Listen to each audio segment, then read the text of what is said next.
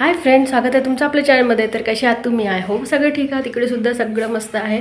आणि आता वाजले आहे जवळपास सकाळचे 7:30 होत आहे आणि मी केला आहे व्हिडिओला स्टार्ट।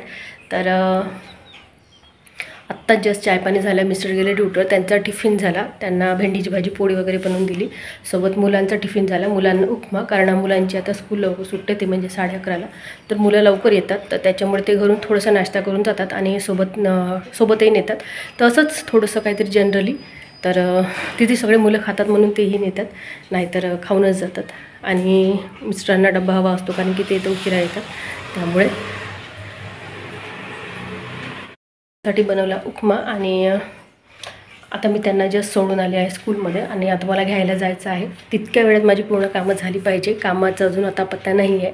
भांडे भरपूर पडून आहे, रात्रीचे सकाळचे सगळेच भांडे आहे, सोबत फक्त स्वयंपाक झालेला आहे। आणि 8 वाजले, आता घरी आहे मी। आणि आता तर मुलं नाश्ता करून गेली, जेवून गेली आणि सोबतच आता मला करायची आहे आवरसावर।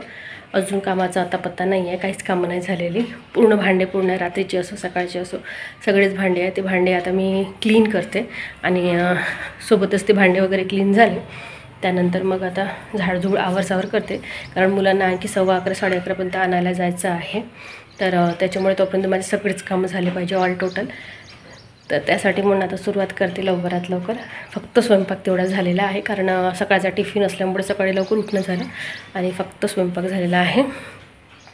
तर आता स्वयंपाक, आता भांडे घासते आणि मग पूर्ण कामाची सुरुवात करते। तर आज मला निवडायचे आहे ते म्हणजे हे सुद्धा निवडायचे आहे, तर बघते आता कसं होतं तर मिरची वगैरे, कारण मिरची निवडायला वेळ लागतो आणि तिखट लागते हाताला, तर त्याच्यामुळे आता मी नंतर भांडे घासायला आधी थोडीशी मिरची निवडून देते। म्हणजे मिरची म्हणजे लाल मिरची जी असतात तिखट, तर वर्षभराचं आपण तिखट करून ठेवतो, 5 ते 7 किलो तिखट मला लागतं वर्षाचं, कारण लोणचे असो काही असो तसं तिखट आम्ही जनरली खातो, म्हणजे जेवणामध्ये थोडंसं आमचं तिखट चालतं।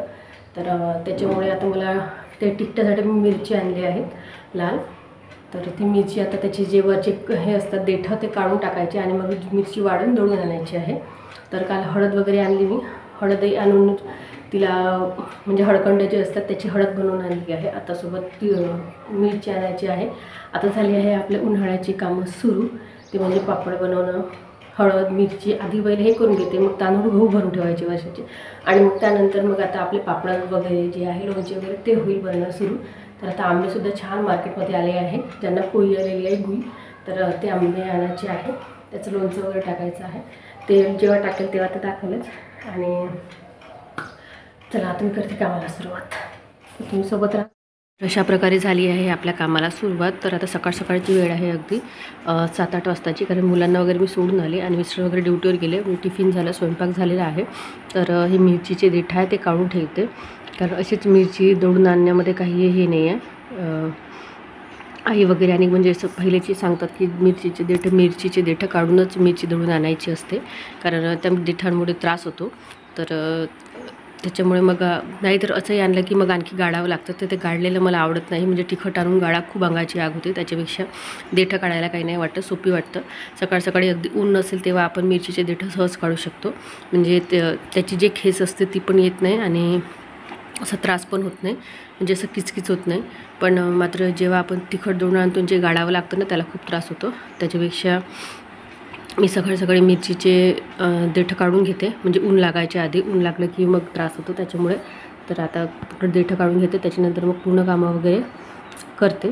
तर इथे मी बसली आहे आणि खूप बारीक बारीक असे मच्छर होते जे खूप त्रास देत होते, आणि मी मस्तपैकी पाडण्यावर बसून थोडं झुलतही होते आणि सोबत झुलता आपले देठंसुद्धा काढून घेत होते। आणि 2 प्रकारची मिरची आणते मी, एक थोडीशी तिखट आणि एक थोडीशी हलकीशी म्हणजे साधी, एक थोडी जांभूळ घाटी मिरची ज्याला म्हणतात आणि एक थोडीशी अशी तिखटवाली जी लवंगी मिरची म्हणतात ती। तसे 2 मिरचीला एकत्र करून ते मिश्रण करते, कारण की त्या तिखटाचा तिखटपणाही असतो आणि थोडंसं साध्या मिरचीचा साधेपणाही असतो, तर त्याच्यामुळे मग ती खायला टेस्टीही वाटते आणि अशी गोडही वाटत नाही आणि तिखटही वाटत नाही, मस्तपैकी भाजी होते। तर अशा प्रकारे मी दोन प्रकारच्या मिरच्या आणते, 3 किलो हे 3 किलो हे अशा प्रकारे। तर नेहमी 6-7 किलो करते, यावेळेस मी 5 किलो आणते।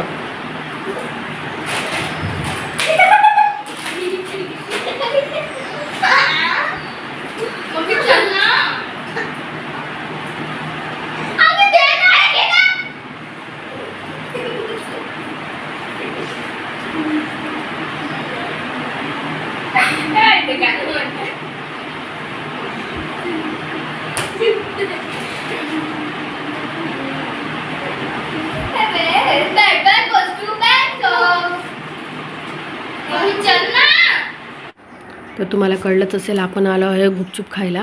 पाणीपुरी गुपचूप जे म्हणतात ते, आमच्याकडे जनरली गुपचूप म्हणतात. तर इथे आलो आहे आणि या रस्त्यावर या साईडने भरपूरसे स्टॉल लागतात. कुठे फालुदा, कुठे आईस्क्रीम, कुठे गुपचूप, कुठे भेल, म्हणजे जवळपास सगळ्याच प्रकारचे मोमोज असोत, मंचुरियन, नूडल्स सगळे स्टॉल लागतात या रांगेने. आणि घराची अगदी जवळ आहे, तर त्याच्यामुळे मिस्टर तर घरी यायचे होते, त्याच्यामुळे मुलं खूप त्रास देत होती. आणि ही सायंकाळची वेळ आहे, जनरली 6च्या नंतर लागतात हे सगळे दुकानं, कारण रस्त्यावरचे आहेत, स्ट्रीट आहे, तर त्याच्यामुळे थोडंसं. आणि इथले गुपचूप खरंच खूप टेस्टी वाटतात. गुपचूप खायचे तर खरंच तुम्ही इथे खा, कोणत्याही हॉटेलमध्ये इकडे तिकडे जाऊन खाण्यापेक्षा इथले खूप टेस्टी. आणि हे भाऊ खूप सुंदरही बनवतात, छान वाटतं मला म्हणजे यांनी बनवतात ते. तिखट, मिठट, खारट, गूळ असतात. तर आणि आयूला खायची होती भेल, तर आयूने घेतली भेल. आणि पिऊ मी खाणार आहे गुपचूप. तर पिऊची इच्छा झाली होती आज की मला गुपचूप खायची आहे, त्याच्यामुळे ती त्रास देत होती. तर तुम्ही बघितलं असेल आधीच्या व्हिडिओमध्ये.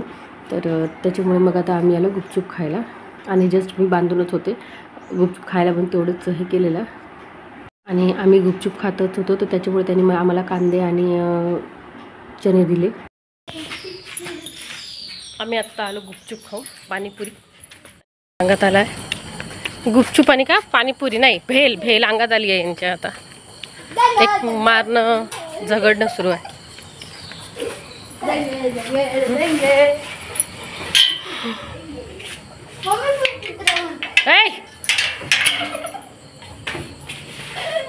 हे घे. आता मी चप्पलच मारतो. काहून आयो?